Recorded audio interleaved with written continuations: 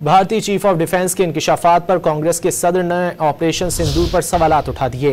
भारतीय chief of defence staff general Anil Chauhan के इंकशाफात ने मोदी हुकूमत की दिफाई हिकमत अमली पर सवालिया निशान लगा दिया।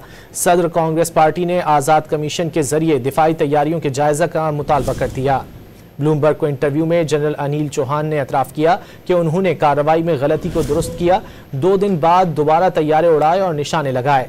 भारतीय मीडिया के मुताबिक कांग्रेस के सदर मल्लिकार्जुन खड़गे ने मुतालबा किया है कि दिफाई नाकामियों का गैर जानिबदाराना तजिए के लिए कारगिल रिव्यू कमेटी की तर्ज पर नई कमेटी बनाई जाए। पार्लियामेंट का हंगामी इजलास बुलाकर कौम को सच बताया जाए। मजीद कहा कि मोदी हुकूमत ने जंगी सूरत हाल में आवाम को लाइल्म रखा। असल हकायक अब सामने आ रहे हैं कि भारत को पाकिस्तान के खिलाफ लड़ाई में नुकसान उठाना पड़ा।